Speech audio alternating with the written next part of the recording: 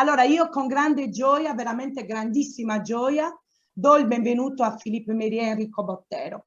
Mi limito a pochissime parole perché lascerò subito e con grande piacere la presentazione del professor Philippe Mérier, scusate i microfoni, e la conduzione di questa parte dell'incontro a Enrico Bottero, che abbiamo già avuto modo di conoscere proprio all'interno dei nostri percorsi sulla cittadinanza. È stato il nostro contatto, tra l'altro privilegiato, che ha fatto sì che Philippe Mérier potesse essere qui questa sera. Come sapete, l'anno scorso dovevamo essere tutti insieme in presenza, purtroppo è successo così, ma noi aspettiamo che Philippe Mérier e Enrico Bottero possano venire in Sardegna nuovamente. Per Philippe Mérier non sarà la prima volta, ma la prima volta quel cambiamento nasce da dentro. Intanto ci tengo però a dire due cose su chi siamo e sul perché ci abbiamo tenuto molto a questo incontro. Intanto chi siamo? E il cambiamento nasce da dentro, è un progetto di formazione itinerante che si occupa di creare occasioni di riflessione sulla scuola pubblica e di intercettare e valorizzare pratiche didattiche significative nate dal basso. La peculiarità dei nostri percorsi sta nel fatto che mettiamo insieme insegnanti delle scuole di ogni ordine e grado, genitori, dirigenti scolastici, figure educative, studenti universitari e anche studenti del liceo delle scienze umane a seconda delle situazioni.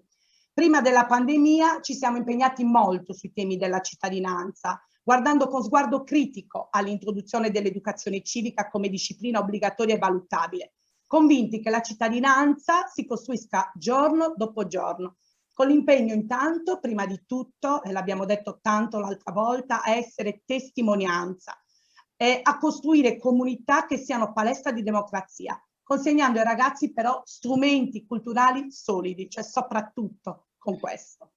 Perché però ci abbiamo tenuto tanto ad avere qui Philippe Mérier? Per due ragioni. Intanto il suo aver insegnato nelle scuole, quasi tutti gli ordini e gradi di scuola, e quindi essere uno studioso attento, conoscitore della scuola proprio da dentro. E poi il suo impegno per una rinascita della scuola che faccia di essa un'istituzione capace di contribuire alla costruzione di un'autentica democrazia.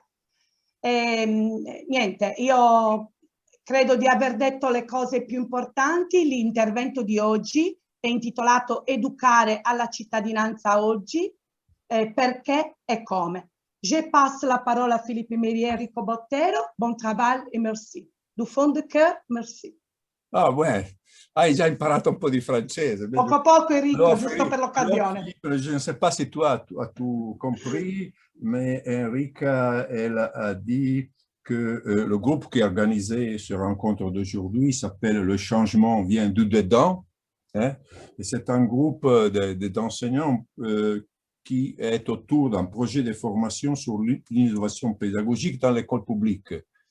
Et c'est un projet de formation qui est là depuis quelques années en Sardaigne. Ils sont très heureux d'avoir Philippe Mérier aujourd'hui, surtout parce qu'ils savent que tout connaît très bien l'école et l'école publique et tout un partisan de l'école institution pour une vraie démocratie de demain. Donc, ils ont lu beaucoup tes ouvrages et sont très heureux d'avoir Philippe Mérier ici aujourd'hui. Allora, io dico solo due cose in italiano, non c'è bisogno che presento Philippe Mérier perché lo ha già fatto bene Enrica. Lui alla scuola pubblica, alla scuola istituzione e alle innovazioni pedagogiche ha dato un grande contributo e lo sta dando tuttora, sia come docente universitario, come ricercatore, ma anche come militante pedagogico, insomma. Ed è questa una delle cose che mi unisce profondamente a Philippe nella mia storia di vita e nella mia storia professionale. Potete trovare i suoi articoli in italiano sul mio sito, che è enricobottero.com, e c'è una pagina che si intitola proprio Philippe Mérier, dove chi non conosce il francese potrà leggere i suoi articoli. Sì, Enrico, ho mandato anche tutte le informazioni, le abbiamo mandate con la comunicazione, così sia dei libri che del sito. Il tema di oggi è molto importante, soprattutto per noi italiani, perché il problema della cittadinanza in un paese come il nostro, dalle istituzioni fragili, piuttosto deboli e piuttosto giovani, non c'è bisogno che ve lo dica, il tema della costruzione della cittadinanza è fondamentale. Lascio quindi la parola volentieri a Philippe, non voglio rubargli altro tempo. À toi Philippe, c'est à toi la parole. Merci. Merci Enrico, merci Enrica. Je suis très heureux d'être avec vous aujourd'hui, même si je préférerais être en Sardaigne, bien sûr, et travailler avec vous d'une manière plus proche. Dice che è molto contento di essere con noi, però che naturalmente avrebbe preferito essere con voi in Sardegna per lavorare con voi da vicino. Alors, ce thème de l'éducation à la citoyenneté est évidemment extrêmement important. Et en introduction, je voudrais dire qu'on ne peut pas réserver l'éducation à la citoyenneté au cours d'éducation civique. Ecco. Il faut s'interroger sur le fait de savoir comment l'école tout entière, dans tous les enseignements, peut former les élèves à la citoyenneté. Ecco, secondo lui non si può associare direttamente l'educazione alla cittadinanza all'educazione civica, all'ora di educazione civica, ma è la scuola tutta intera che si deve fare carico del problema dell'educazione alla cittadinanza. Il faut bien sûr avoir des heures spécifiques d'éducation civique pour aborder la question du fonctionnement des institutions, dont la connaissance est absolument essentielle pour les enfants, mais cela ne suffit pas. Bisogna naturalmente avere uno spazio orario per conoscere le istituzioni, per conoscere le regole, per conoscere le leggi che governano le nostre istituzioni, ma questo non è sufficiente. Parce que ce que retiennent essentiellement les élèves dans toutes les recherches que nous avons menées, dont nous avons les résultats, c'est moins ce qu'on leur dit de faire que ce que l'on fait avec eux. Perché tutte le ricerche ci hanno dimostrato che ciò che conta non è tanto ciò che si dice di fare agli allievi, ma ciò che si fa con loro. C'est-à-dire que si l'on explique aux élèves ce que c'est qu'être citoyen, mais que l'on ne met pas en œuvre dans la formation scolaire et dans la manière d'habiter l'école ce que c'est que la citoyenneté, eh bien, on ne forme pas des citoyens. Se si dice ai ragazzi che cos'è la cittadinanza, ma nelle pratiche della scuola non si realizza queste cose attraverso i suoi modi di vivere, i modi di vivere all'interno della scuola. Scusate, c'è qualche microfono aperto. Sì. Attenzione, mi raccomando ai microfoni. Sì. Scusa Enrico. Sì, se non lo si mette in pratica attraverso le pratiche di vita nella scuola non si lavora sulla cittadinanza. Questo è quello che abbiamo compreso. Pour former les écoles à la citoyenneté, il faut que les écoles soient des écoles de la citoyenneté. Per formare alla cittadinanza bisogna che le scuole siano scuole della cittadinanza. Mais bien sûr, l'école n'est pas un espace politique, puisque les élèves ne sont pas encore des citoyens. Ma la scuola però non è uno spazio politico, perché i ragazzi non sono ancora dei cittadini. Pour reprendre l'expression d'Hannah Arendt, on peut dire que l'école est un espace non pas apolitique, mais pré-politique. Per riprendere l'affermazione di Hannah Arendt, possiamo dire che la scuola non è uno spazio apolitico, ma è uno spazio pre-politico.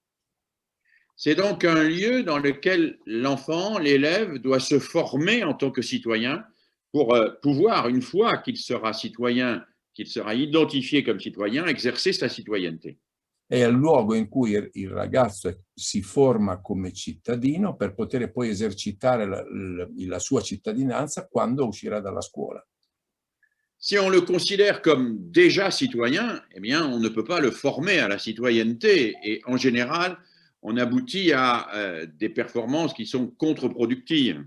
Se si considera già cittadino, non li si può formare alla cittadinanza e si va incontro a qualcosa che può essere controproduttivo.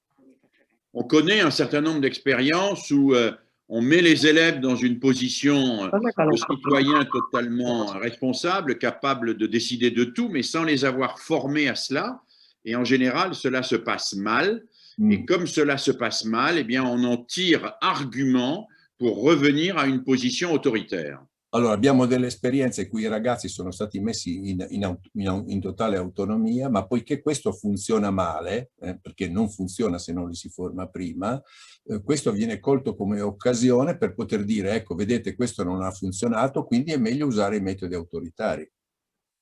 Alors, demandons-nous quelles sont les principales qualités qui font un citoyen dans une démocratie. E chiediamoci quali sono i principali qualità che fanno un cittadino in una democrazia. J'en identifierai deux et je vais consacrer un petit développement à chacune d'entre elles. Io ne individuo due e dedicherò un piccolo argomentazione, un piccolo sviluppo a ciascuna di esse. La première exigence d'un citoyen dans une démocratie, c'est qu'il soit capable, pour reprendre l'expression du philosophe Kant, de penser par lui-même. La prima è, riprendendo il filosofo Kant, è che sia capace di pensare da solo, con la propria testa. Alors, penser par soi-même ne veut pas dire penser tout seul. Penser par soi-même ne veut pas dire être totalement indépendant du monde. Ça veut dire être capable d'avoir un jugement que l'on s'est forgé et qui ne nous a pas été imposé par d'autres. Ecco, pensare da soli non vuol dire pensare senza gli altri, vuol dire essere capaci di pensare senza che il pensiero sia qualcosa di imposto dagli altri. Penser par soi-même, c'est la première qualité du citoyen, mais il y a une deuxième qualité absolument essentielle pour être un citoyen dans une démocratie, c'est d'être capable de passer de son intérêt individuel à l'intérêt collectif et de construire du commun.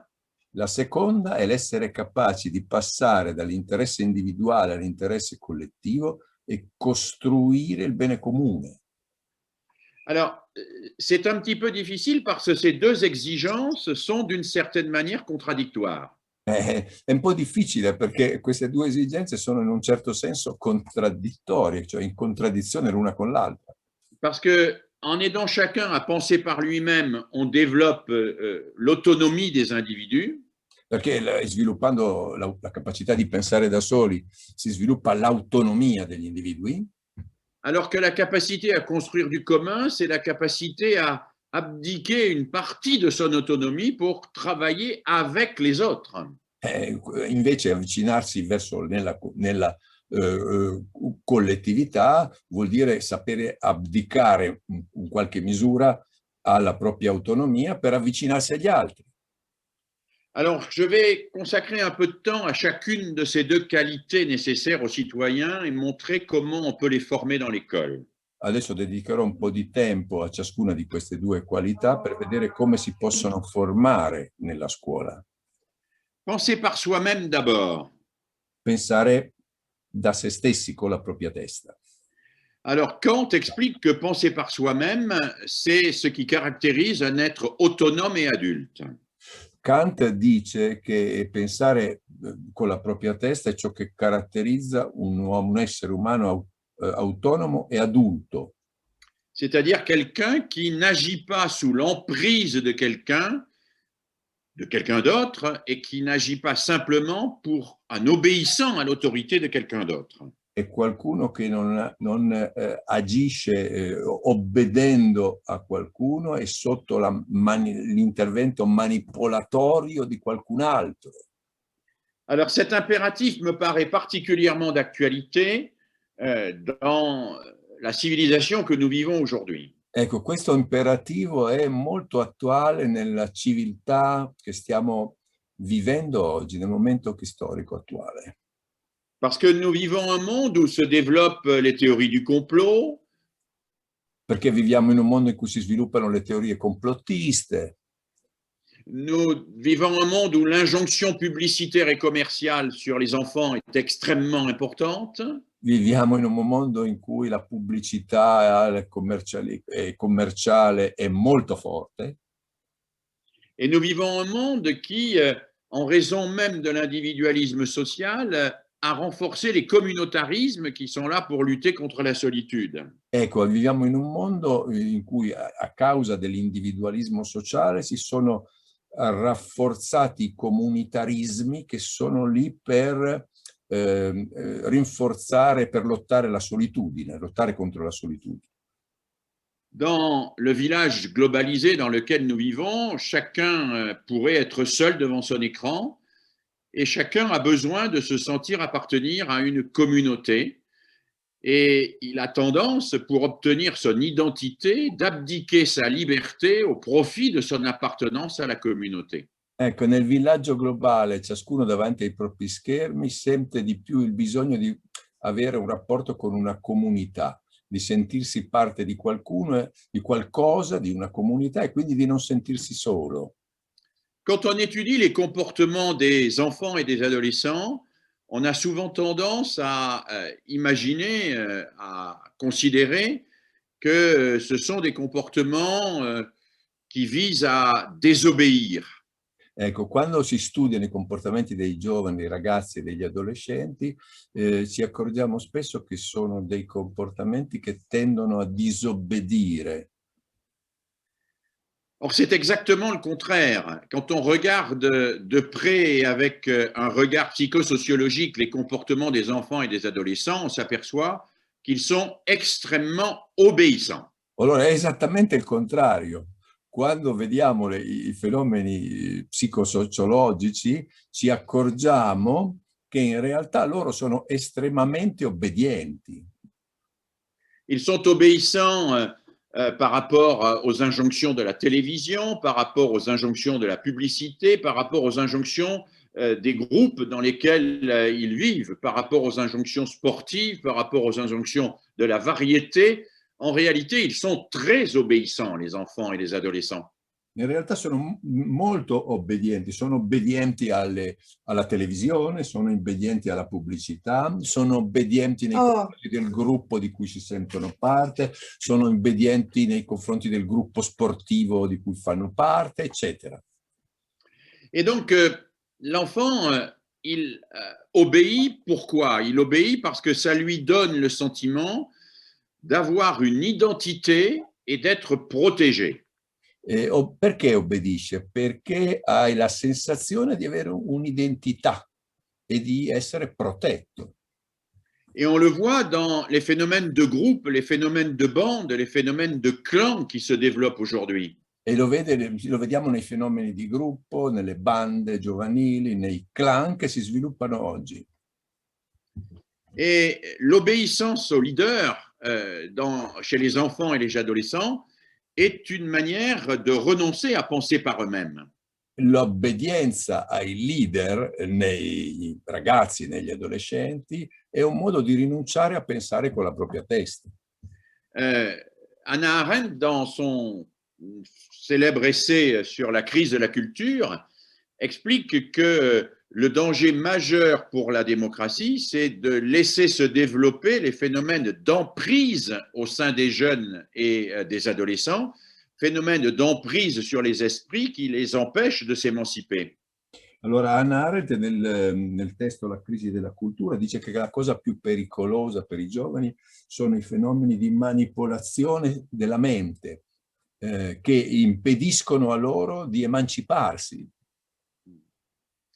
Et l'école, si elle veut jouer son rôle de formation du citoyen, doit donner à l'enfant les outils et le soutien nécessaires pour qu'il n'ait pas à s'identifier d'une manière aveugle à un leader, à un groupe ou à une marque publicitaire, par exemple. La scuola deve offrire gli strumenti al ragazzo perché non sia soggetto fragile per identificarsi con un clan, con un gruppo che lo manipolerà. Et pour cela, il faut se poser une question fondamentale. E per far questo bisogna porsi una domanda fondamentale. Il faut se demander pourquoi l'enfant va se mettre sous l'emprise d'un leader. Qu'est-ce que lui donne le leader? Perché si assoggetta ad un leader? Che cosa gli dà il leader?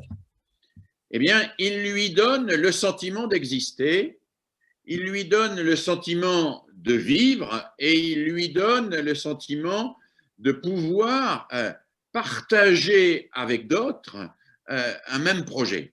gli dà l'esistimento di esistere, gli dà la sensazione di vivere, di condividere con qualcun altro lo stesso progetto. Et donc, si on veut former des citoyens, il faut qu'à l'école, nous soyons suffisamment hardis pour oser offrir aux élèves un projet alternatif à celui de la publicité, à celui des bandes dans lesquelles il pourrait être embrigadé, à ceux qui lui est proposé par les différents mouvements, y compris les mouvements les plus dangereux, comme les mouvements de radicalisation, par exemple. Ecco, per formare i cittadini la scuola deve essere ardita, deve essere coraggiosa, deve osare offrire loro un progetto che sia all'altezza di ostacolare la loro tendenza a consegnarsi a questi leader, ai movimenti anche i più pericolosi, come quelli della radicalizzazione, per esempio. Alors pour cela, je pense qu'il faut travailler sur le rapport au savoir scolaire. E bisogna lavorare sul rapporto con il sapere scolastico. On croit que les enfants veulent spontanément savoir. Si crede che i ragazzi vogliono spontaneamente sapere. Non, les enfants veulent savoir, mais ils ne veulent pas apprendre. I ragazzi in realtà vogliono sapere, ma non vogliono apprendere. Et ils veulent le plus souvent savoir sans apprendre. E in genere vogliono sapere senza imparare. Parce que apprendre, ça demande du temps, ça demande des efforts, ça demande de gâcher du matériel, ça demande de surseoir à la satisfaction immédiate. Perché ovviamente imparare vuol dire sforzo, vuol dire, diciamo così, non avere la soddisfazione immediata, vuol dire sprecare del materiale e quindi si preferisce rinunciare. Et accepter d'entrer dans l'apprentissage, c'est renoncer à savoir tout de suite. E accettare di entrare nell'apprendimento vuol dire rinunciare di sapere subito. C'est renoncer à la satisfaction de celui qui croit qu'il a toutes les solutions et tous les savoirs à portée de main. Rinunciare alla soddisfazione di colui che crede di avere tutti i saperi a portata di mano. Or, ce qu'apporte la théorie du complot, ce qu'apporte le leader, ce qu'apporte le radicalisme, c'est le sentiment de savoir et de ne plus avoir à apprendre. Ecco, ciò che porta il radicalismo, le teorie del complotto, è che ci dicono che è possibile sapere senza imparare, senza apprendere. Le savoir qui est diffusé par la publicité, par les idéologies mortifères, est un savoir qui vise à combler l'individu, c'est-à-dire à éteindre en lui le désir d'apprendre, parce que le désir d'apprendre est dangereux, parce que le désir d'apprendre l'amènerait à contester ou lui permettrait de contester les leaders auxquels il s'est inféodé. Ecco, diciamo, la pubblicità e le varie forme di popolazione cercano di spegnere il desiderio di apprendere, perché il desiderio di apprendere metterebbe il soggetto nelle condizioni di mettere in discussione le loro leadership e quindi di non essere assoggettati a queste forme di manipolazione. Donc, nos enfants aujourd'hui vivent dans un monde où on leur donne en permanence le sentiment qu'ils savent et qu'ils n'ont pas besoin d'apprendre. Viviamo in un mondo in cui si dà la sensazione ai ragazzi che sanno e che non hanno bisogno di imparare, di apprendere. Et les savoirs qui sont diffusés à travers les théories du complot sont des savoirs qui sont globaux, qui bloquent la recherche. À partir du moment où on a assimilé ces savoirs, le monde devient complètement transparent et lisible, séparé entre les bons et les méchants, et il n'y a plus rien à chercher, plus rien à trouver, plus rien à apprendre. Quando tu credi di sapere, dividi il mondo tra buoni e cattivi e sei convinto che non c'è più niente da ricercare, non c'è più niente da imparare perché sai già tutto. C'est pourquoi la formation du citoyen, ça consiste à amener l'enfant à passer progressivement du plaisir de savoir au plaisir de chercher et d'apprendre. È per questo che perseguire la cittadinanza vuol dire essere capaci di passare dal piacere di sapere alla ricerca del piacere di apprendere e di imparare. C'est ce passage de la plénitude du savoir à l'incomplétude féconde qui fait que l'on sait que l'on ne sait pas et l'on va apprendre, l'on va chercher, l'on va se mettre en route pour aller vers des savoirs nouveaux. E significa passare dalla pienezza del sapere all'incompletezza della ricerca, perché si sta in stato di ricerca per andare verso un sapere nuovo. Et donc, à l'école, former le citoyen, c'est mettre l'enfant en situation de recherche. E quindi a scuola formare un cittadino vuol dire mettere il ragazzo in situazione di ricerca. Il ne s'agit pas simplement de dire les enfants sont spontanément curieux. Non è sufficiente dire i ragazzi sono spontaneamente curiosi. Ils sont spontanément curieux, mais ils se satisfont des explications les plus fantaisistes qu'on pourrait leur donner. Sono curiosi, però sono soddisfatti delle giustificazioni più fantastiche, più spontanee, più non vere. Et donc, la formation à la citoyenneté, c'est l'accompagnement dans une recherche qui doit être une recherche exigeante. E quindi la formazione alla cittadinanza vuol dire accompagnarli in una ricerca che deve essere esigente. Et donc, c'est la formation pour que l'élève intériorise l'exigence de précision, de justesse et de vérité. Ecco, significa formare il ragazzo perché interiorizzi l'esigenza di precisione, esattezza e verità. Queste cose Filippo le ha scritte nel suo libro Fare la scuola, fare scuola. C'est ce qu'avait développé il y a bien longtemps le philosophe John Dewey. È quello che aveva sviluppato il filosofo John Dewey. Quand il avait expliqué que la matrice de la pensée citoyenne, c'est l'enquête. Quando aveva detto che la padronanza, diciamo, la fondamentalità della cittadinanza è la ricerca, l'inchiesta, l'indagine. Et qu'il proposait de mettre systématiquement les élèves en situation d'enquête. E gli proponeva di mettere i ragazzi continuamente in situazione di indagine e di ricerca. Mais une enquête qui doit toujours être portée par l'exigence d'aller plus loin dans la vérité. Ma una inchiesta, un'indagine che deve essere spinta dalla necessità di andare più avanti nella direzione della verità. Et ça, on trouve chez Célestin Freinet, par exemple, un certain nombre d'outils extrêmement importants pour concrétiser cette exigence, l'apprentissage de cette exigence de la vérité. E qui, per esempio, in Célestin Freinet si trova tutta una serie di strumenti per imparare questa esigenza di apprendere la verità.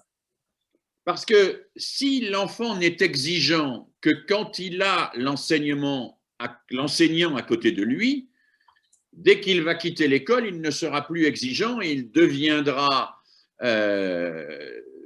encore et à nouveau et toujours susceptible de tomber sous l'emprise de tous les joueurs de flûte possibles et imaginables.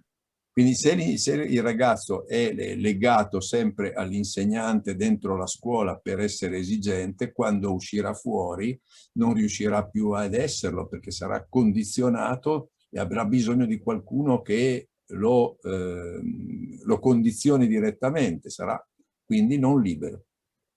Donc, le rôle de l'enseignant, quand il veut former un citoyen, c'est de lui faire intérioriser l'exigence de précision, de justesse et de vérité. Quindi il ruolo dell'insegnante è quello di fare interiorizzare al ragazzo l'esigenza di precisione, esattezza e verità. Et donc, ça veut dire que l'on change le rapport à l'évaluation, par exemple. E vuol dire cambiare il rapporto con la valutazione, per esempio. Si on reste dans l'évaluation bancaire, telle que la dénonce Paolo Freire, on ne stimule pas l'exigence de vérité. Se si resta nella valutazione bancaria, come diceva Paolo Freire, non si sviluppa l'interiorizzazione dell'esigenza di verità, esattezza e precisione.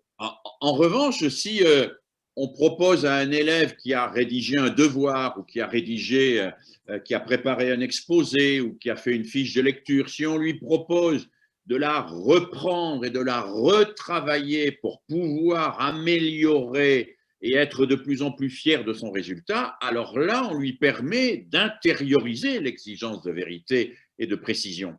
Quando un ragazzo fa un compito, una lettura, eccetera, se li si stimola a reinterrogarli, a riprecisarli, allora in quel modo lì gradualmente lui riuscirà a interiorizzare, approfondendo l'esigenza di precisione, esattezza e verità. C'est ce que Célestin Freinet nomme la pédagogie du chef-d'œuvre. È quella che Célestin Freinet chiamava la pedagogia del capolavoro. C'est-à-dire celle qui amène l'enfant à améliorer en permanence sa recherche, à aller toujours plus loin et à ne jamais se satisfaire de l'approximation. È ciò che spinge il ragazzo a fare sempre meglio, a mai essere soddisfatti della approssimazione. Et donc c'est là que se forme cette capacité fondamentale de la citoyenneté de penser par soi-même de manière exigeante. È lì che si forma questa capacità fondamentale della cittadinanza, che è pensare con la propria testa in modo esigente. Et cela se passe pas simplement dans le cours d'éducation civique, cela se passe partout, cela se passe quand on fait de l'orthographe, cela se passe quand on fait de l'arithmétique, cela se passe quand on fait de la géographie, cela se passe quand on fait de la botanique ou quand on travaille un jardin, cela se passe dans le travail manuel aussi. Quand on fait du travail manuel, on peut apprendre à être exigeant et on peut apprendre à aller toujours plus loin dans l'exigence. Allora, questo può capitare quando si fa l'ortografia, può accadere quando si fa aritmetica, matematica, geografia, quando si fa botanica, quando si fanno i lavori manuali. In tutte queste attività si può e si deve imparare ad essere esigenti.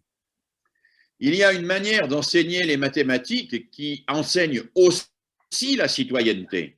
C'è un modo di insegnare la matematica che è al contempo insegnare la cittadinanza. Et il y a une manière d'enseigner les mathématiques qui enseigne la soumission, qui enseigne l'obéissance et pas la citoyenneté. C'è un modo di insegnare la matematica che insegna la sottomissione, non insegna l'obbedienza e non insegna la cittadinanza.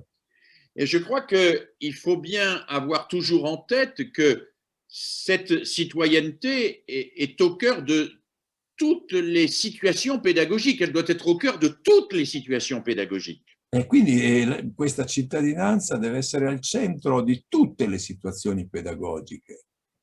Alors j'ai évoqué donc la première qualité du citoyen qui est de penser par soi-même. Je voudrais commenter maintenant et aborder maintenant la seconde, qui est la capacité à construire des collectifs e a fabbriquare du commun. Adesso passo alla seconda qualità della cittadinanza, che è quella di come costruire il collettivo per lavorare per il bene comune. Je commencerai par une première étape dans la construction du collectif qui est très simple et pourtant tout à fait déterminante. Comincerò per la prima tappa, che è molto semplice ma comunque determinante. C'est le fait de pratiquer l'entraide. C'è il fatto di praticare l'aiuto reciproco.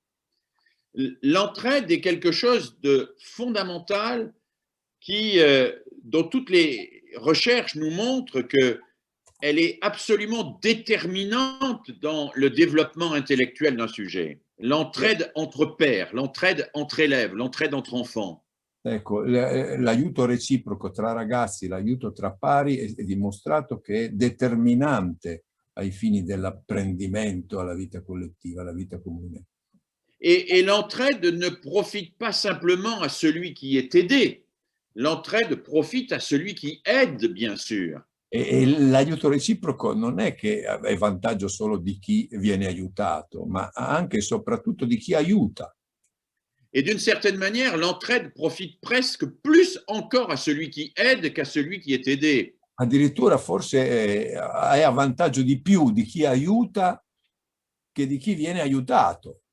Parce que l'ignorance de celui qui ne sait pas aide celui qui sait à mieux formuler, à mieux expliquer et à mieux comprendre ce qu'il Perché sait. l'ignoranza di chi non sa aiuta chi sa a spiegare meglio quello che sa, ad approfondirlo.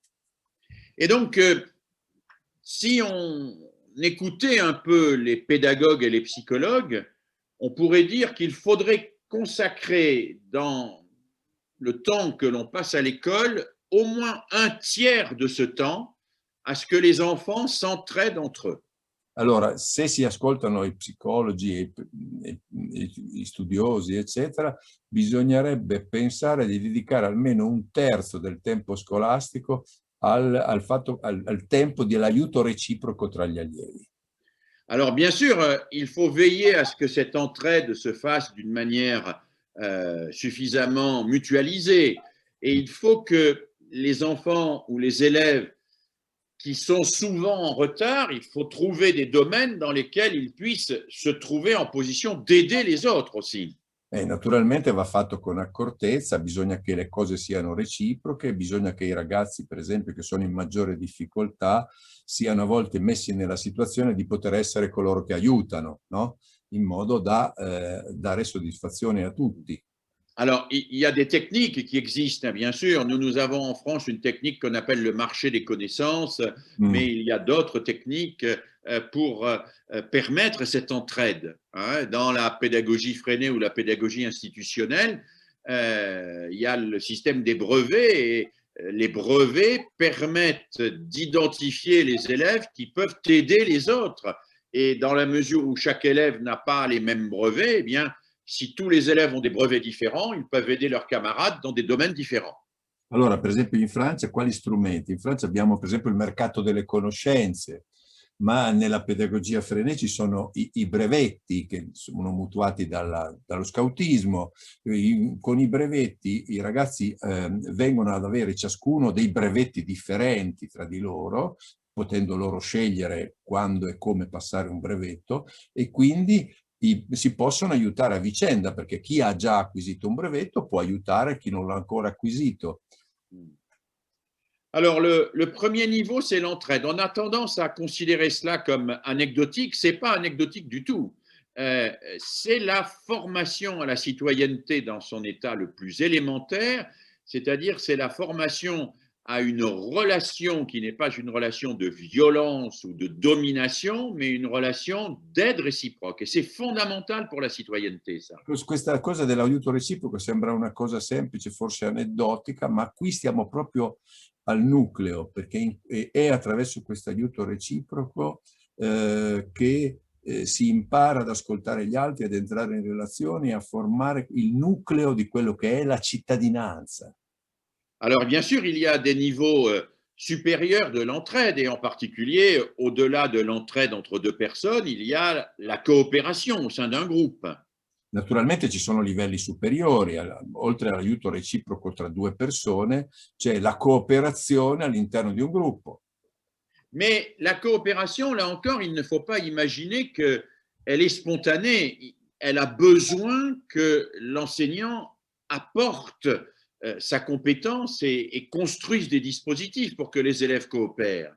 Ecco, ma non bisogna pensare che la cooperazione sia spontanea, bisogna che l'insegnante porti le sue competenze e costruisca dei dispositivi in modo che i ragazzi possano iniziare a cooperare. J'ai beaucoup travaillé au début de ma carrière sur les travaux de groupe des élèves. Ho lavorato molto all'inizio della mia carriera sui lavori di gruppo tra gli allievi. Et j'ai montré que quand on met 5 élèves à travailler ensemble, rien ne garantit qu'ils vont coopérer. Ed ho dimostrato che quando metti 5 ragazzi a lavorare insieme, non c'è nulla che dimostri che andranno a cooperare. Et ce qui se passe le plus souvent, c'est qu'on assiste à une séparation des tâches entre les concepteurs, les exécutants, les chômeurs et les gêneurs. Ecco, ma sì, è la cosa più semplice che capita, che avviene una divisione dei compiti tra c'è chi decide, quelli che tirano fuori i concetti, i gregari e poi i scioperanti e i disturbatori. Et alors, ce qui serait profondément grave, c'est que les élèves intériorisent ces postures. E quello che sarebbe molto grave è che i ragazzi interiorizzino questa postura nel lavoro di gruppo. C'est-à-dire qu'un élève qui a toujours été marginalisé et qui n'a jamais pris les décisions dans le travail de groupe intériorise le fait qu'il est inférieur aux autres. Perché un ragazzo che non ha mai dato un contributo al lavoro di gruppo poi interiorizza il fatto di essere inferiore agli altri. Et donc, si on veut stimuler une coopération authentique, il faut un travail de groupe dans lequel on s'assure que chacun a quelque chose à apporter au collectif et que le collectif ne peut pas réussir sans la participation de chacun. E quindi per fare un lavoro di gruppo efficace bisogna che ciascuno possa essere nella possibilità di dare qualcosa al gruppo, perché il gruppo senta la necessità e si accorga che tutti hanno un ruolo all'interno di quel gruppo. Moi, j'ai travaillé avec un psychologue social américain qui s'appelle Elliot Aronson et nous avons imaginé une formule que nous appelons la classe puzzle. Ah, oui. Ho lavorato con uno psicologo americano che si chiama Aronson, che abbiamo lavorato con un sistema che abbiamo chiamato la classe puzzle. La classe puzzle, c'est la classe où chacun est nécessaire comme une pièce du puzzle et où chacun a une partie. On garantit que chacun a une partie de ce qui va permettre de construire le tout. Ecco, la classe puzzle è come un puzzle, appunto, in cui ciascuno ha un suo ruolo e nel suo ruolo ciascuno può garantire la possibilità di ricostruire il tutto. Alors, il y a l'entraide, il y a la coopération qui sont nécessaires évidemment à la formation à la citoyenneté, mais la formation à la citoyenneté nécessite encore un degré supplémentaire, c'est l'accès au débat démocratique. Ecco, c'è l'aiuto reciproco, c'è la cooperazione, ma c'è bisogno di qualche cosa di più, bisogna riuscire ad accedere al dibattito democratico. Or là encore, organiser un débat avec des élèves, c'est quelque chose de compliqué. Organizzare un dibattito, una discussione tra gli allievi è qualcosa di complicato. On peut organiser un débat sur un sujet de société ou dans le cadre d'un atelier de philosophie. Si può organizzare un dibattito su problemi di società, in un laboratorio di filosofia. Ou bien sur un problème ouvert d'arithmétique aussi. Anche su un problema aperto di matematica, per esempio. No? Mais si on veut que ce débat soit un apprentissage à la citoyenneté, il faut que ce soit un débat qui soit préparé, organisé et régulé. Bisogna che però il dibattito sia preparato, organizzato e regolato se vogliamo che sia un dibattito utile alla costruzione della cittadinanza. Par exemple, dans le cas des débats philosophiques ou des ateliers philo que j'ai beaucoup animés dans mon travail. Per esempio nel caso dei laboratori di filosofia che ho molto animato e condotto nel mio lavoro.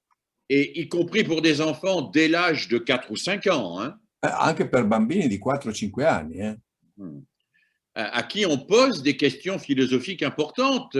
Qu'est-ce qu'un ami? Qu'est-ce qu'un véritable ami, par exemple? Des questions qui sont de vraies questions philosophiques qu'on trouve chez Platon. A cui poniamo delle domande che sono vere domande filosofiche, per esempio che cos'è l'amico, che cos'è essere amico di qualcuno. Ecco.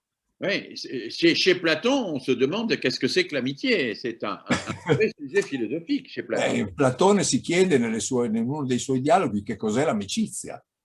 Mais si on veut vraiment organiser un débat qui soit un apprentissage à la démocratie, il faut respecter quelques règles minimales. Ecco, se si vuole fare un dibattito che sia un dibattito che introduce la democrazia, ci vogliono alcune regole minime. Donc, il faut d'abord que le sujet soit donné à l'avance pour que tout le monde ait eu le temps d'y réfléchir. Bisogna dare l'argomento prima, in modo che tutti abbiano il tempo di riflettere. Il faut demander aux élèves de noter ou de réfléchir ou de chercher comment ils vont pouvoir contribuer au débat. Bisogna chiedere agli allievi come possono notare, riflettere, in modo da poter dare il loro contributo al dibattito.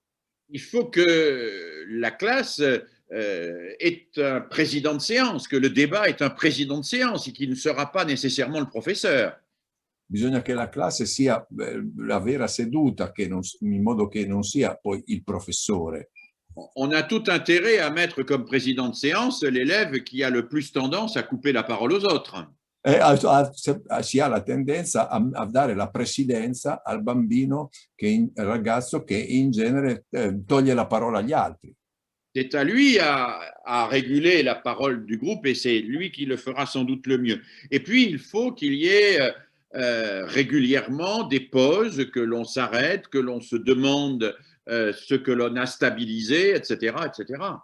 E sicuramente lui lo farà nel modo migliore, regolerà le discussioni degli altri e poi si svilupperà in una discussione regolata con delle pause di riflessione in modo da dare il tempo dell'elaborazione. Et il faut que l'enseignant incarne quelque chose de très important, qui est la distinction entre le croire et le connaître. E bisogna che l'insegnante abbia chiara una distinzione, quella tra il credere e il conoscere. Tout le monde a le droit de croire quelque chose, mais croire, ça ne veut pas dire nécessairement connaître. Tutti hanno il diritto di credere in qualche cosa, ma credere non vuol dire necessariamente conoscere. Il ne s'agit pas de délégitimer les croyances des élèves. Il s'agit que les élèves perçoivent que leurs croyances ne sont pas des connaissances. Non si tratta di, diciamo così, di stigmatizzare le credenze degli allievi, ma bisogna semplicemente che gli allievi sappiano che le loro credenze non sono conoscenze, le loro opinioni non sono conoscenze. Et il s'agit d'amener chaque élève dans quelque chose que je suis en train d'étudier actuellement, que j'appelle la dialectique des convictions et des connaissances. Ecco, bisogna introdurre gli allievi in quello che io sto studiando adesso, la dialettica tra le convinzioni e le conoscenze. Et on a besoin dans toute démocratie de cette dialectique fondamentale entre les convictions et les connaissances. In ogni democrazia si ha sempre bisogno di questa dialettica fondamentale tra le convinzioni e le conoscenze. De la même manière que dans une démocratie, on a besoin du dialogue entre les scientifiques et les politiques. Nello stesso modo, in una democrazia ci ha bisogno dello stesso dialogo tra scienziati e politici. Et que il faut que les décideurs s'informent auprès de ceux qui ont les connaissances, mais les décideurs vont décider sur des critères qui sont des critères moraux ou des critères politiques qui ne relèvent pas des connaissances. Bisogna che i decisori si informino presso gli scienziati sulle conoscenze, ma poi le decisioni che prenderanno saranno decisioni morali o politiche che non necessariamente risponderanno alle conoscenze. Et un des enjeux majeurs pour la formation du citoyen aujourd'hui, c'est que nos élèves comprennent qu'il n'y a jamais de choix en matière politique, économique et dans tous les domaines qui ne soit quelque part un choix de valeur. E quello che i ragazzi devono comprendere è che non ci sono scelte politiche, morali, eccetera, che non siano scelte di valore, di valori. Et il y a toujours des valeurs derrière tous les comportements et tous les choix humains. Et une démocratie, c'est la mise en question et le débat où on réussit à articuler les connaissances et les croyances et les valeurs. Ci sono sempre valori, ecco, diciamo che nelle democrazie i valori si discutono, sono in discussione e c'è sempre una dialettica tra le conoscenze da una parte e i valori dall'altra e tra valori diversi. Je vais bientôt m'arrêter parce que je vois que le temps passe et qu'il est presque achevé, il est presque terminé. Mais je voudrais dire que la formation du citoyen aujourd'hui ne peut pas se limiter à la formation du citoyen français ou du citoyen italien. Naturalmente la formazione della cittadinanza oggi non può limitarsi alla formazione del cittadino francese o italiano. Aujourd'hui, nous voyons bien que l'enjeu écologique nécessite que nous aidions nos élèves à devenir des citoyens de la planète. Le sfide dell'ecologia ci impongono di formare ragazzi che siano cittadini del mondo. Et que nous avons besoin de leur montrer que nous sommes solidaires dans le monde, entre nous et avec la planète. E che abbiamo bisogno di mostrare loro che siamo solidali nel mondo, tra di noi e con il pianeta. Découvrir en classe la solidarité qui unit les humains et qui unit les humains avec la planète, c'est évidemment les introduire à la citoyenneté planétaire qui est plus que jamais nécessaire. Ecco, scoprire in classe la solidarietà tra di noi e la solidarietà con il pianeta è un modo per introdurli alla necessaria solidarietà e unità tra di noi e con il pianeta che oggi è fortemente necessario. Voilà, je vais m'arrêter là parce que le temps passe vite, parce qu'il y a la traduction et cela évidemment Il faut du temps. Je remercie Enrico pour sa traduction toujours extrêmement juste et bienveillante. Oh, pas vrai, pas vrai. Et, si vous le souhaitez, nous pouvons consacrer un peu de temps à des questions. Moi, j'ai un peu de temps, mais c'est pour vous. Hein. Oh, merci Philippe. C'est à moi que je ne suis pas un interprète, donc excuse-moi. Si, Enrico est un interprète au sens où il est un virtuose, comme les violonistes. C'est un Non, pas vrai. Pas vrai. Je m'entraîne un po' en français. Enrica, c'è qualcuno che vuole fare qualche...